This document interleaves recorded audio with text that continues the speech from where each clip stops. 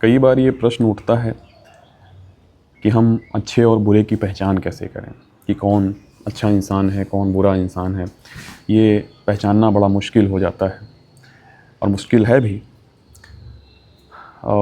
लेकिन उससे पहले ये बात कह देनी बहुत ज़रूरी है कि हम खुद को पहले जानें, खुद को पहचानें कि क्या हम एक बेहतर इंसान हैं या हो रहे हैं। जैसे एक दोहा है कि बुरा जो देखन में चला, बुरा न मिलिया कोई, जो दिल खोजा अपना, तो मुझसा बुरा ना कोई। कि मैं बुराई तो देखने गया था कि ये फलना इतने बुरे इंसान हैं, ये बड़े बड़े बुरे इंसान हैं, लेकिन क्या हमने ख़ुद को तलाशा है कि हम में क्या बुराई है। जब हम खुद को तलाशेंगे तो लाख कमियां हमें भी मिल जाती हैं।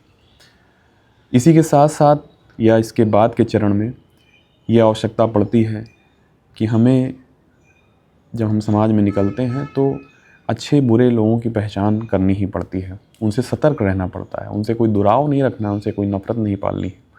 लेकिन हम सतर्क रहते हैं कि कोई छल ना हो जाए हमारे साथ।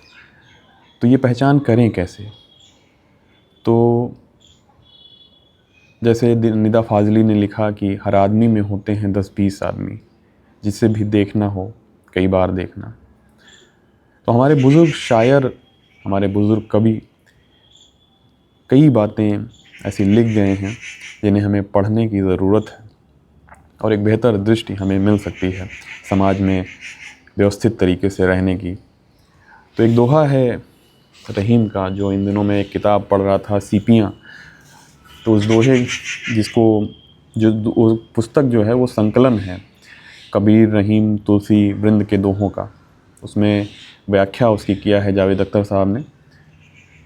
तो एक दोहा उसमें है कि रहीमन 3 प्रकार ते, हित अनहित पहचान, पर बस परे, परोस बस परे मामिला जान।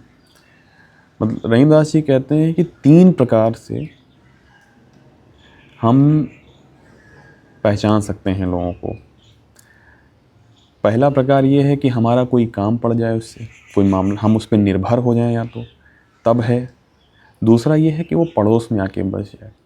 और तीसरा ये है कि हमारा कोई मामला पड़ जाए, जैसे कोई उसूल की बात पड़ जाए कि नहीं मैं इस पे अड़िग हूँ, तो वो आपका साथ देता है कि नहीं देता है। तो इसमें वही जावेद अख्तर कहते हैं कि असल में तो मालूम तब होता है कि जब हम उस पर निर्भर हो जाएं। कुछ ऐसे हालात कि अब हम उसके हाथ में हैं, ताकत उसके पास है, तब मालूम होगा कि वो किस तरह का इंसान है। तब उसकी असलियत सामने आती है। जब सामने वाले के पास ताकत हो और हम उस पर आश्रित हों, तो वो हमारे साथ कैसा व्यवहार करता है, ऐसी स्थिति में उस सामने वाले व्यक्ति के बारे में हमें पता चलता है।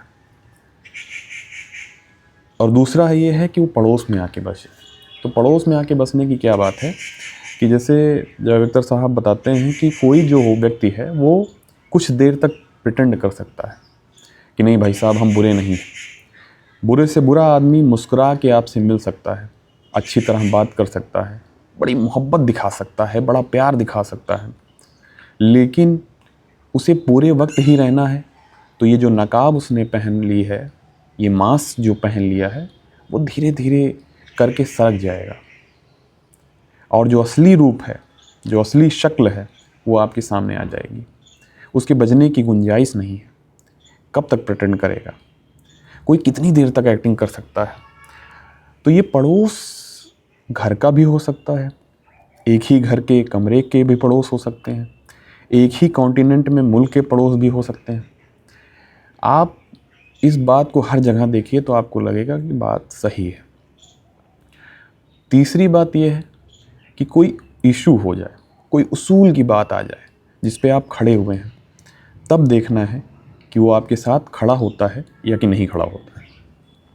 एक और बात जो हमारे बुजुर्ग लोग बताते रहे हैं और इसमें जावेद अख्तर साहब ने भी लिखा है कि वैसे भी लोगों को पहचाना जा सकता है कि आप ये देखें कि वो इंसान जिसके काम करने वाले, चाहे उसके घर में हो, चाहे उसके दफ्तर में हो, ऑफिस में हो, उसके बिज़नेस में हो, उसकी ज़िंदगी में हो, खेत खलिहान में हो, फैक्ट्री में हो, अगर वो उसके काम करने वाले जो उसके साथ व्यवहार रखते हैं वो पुराने हैं, तो आप समझ लीजिए कि वो शरीफ आदमी है।